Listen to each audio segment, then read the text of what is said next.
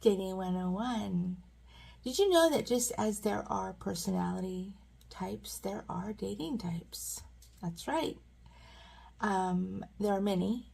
Have different characteristics, bring different pros and cons to the table. And I'm going to go through each one, but this one is about the commitment phobe. Have you known one of those before? But here's the thing. Somebody may appear, they might have the characteristics of a commitment phobe, but it's really not that they are a commitment phobe. It's actually that they're playing a game. Not, not willfully per se, but it's still a game. It's an ego game. They are ego suckers, some of them. And I'm going to kind of go through the breakdown on how you try to decipher if the person that you are dating is a commitment phobe or if it's something else. Because sometimes commitment phobe, something else will mirror a commitment phobe, but it's different foundation there and different reasoning. And I mean, sometimes it's worth it and sometimes it's definitely not, but it's up to you to decide. So anyway, there's different characteristics that they may have, and it doesn't necessarily, like I said, make them a commitment phobe, but if you want to take the time to find out, just know what you're getting into. Fear of commitment can come from, and can stem from many different things, and it can, like I said, it can be something else, but they're kind of playing that commitment phobe to keep you chasing them. That's where they get their ego fed. And they will string you along. They are so charming. Very charming. They seem almost perfect. That should be a red flag right there. If somebody seems overly perfect, doesn't mean that they're playing a game with you. Doesn't mean that they are a commitment phobe, but it could mean something else. So just pay attention. And it could be that they are that great in your opinion, in your eyes. But sometimes when you're out there looking and searching, you're not seeing things as clearly as maybe somebody who was not, emotionally invested. So keep that in mind too. And make sure, and this is pretty much a surefire way to avoid these kind of, types and these difficulties, is to go into dating with your do not want list. And if you have a list of do not wants and you stand by that and you do not deviate, chances are really good that you're going to avoid all these different types that can, cause you heartache and cause you grief. Anyway, commitment phobe. They are special because they are so charming. They are. And they will get you on the hook and they will keep you there.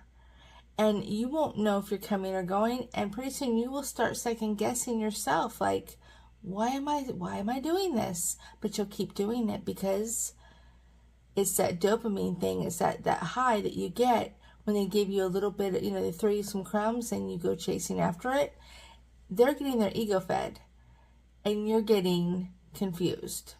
So, the characteristics, it could be, if they have lack of relationship history, or if they've only had really short relationships, if they are emotionally kind of detached and unavailable, if they, never commit to anything. Like if you say, oh, how about this weekend we do, oh, well, we'll see. They never plan.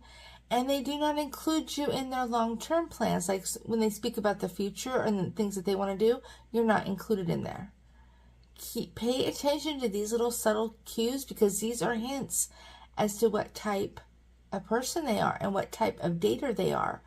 And, if they're doing that and they don't like labels, boyfriend, girlfriend, they're not into that. If they don't want to have you meet their friends or their family, things like that. Those are all cues to a commitment phobe.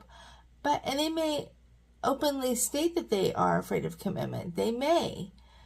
It's just more to keep you on the hook. Like if they're acknowledging it, oh, you're going to be the one to change it.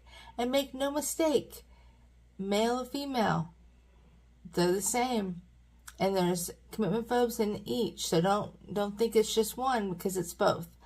So anyway, if you are, if you're questioning and you're questioning and you're questioning, you're questioning yourself, chances are good that you need to take a step back and look at this objectively.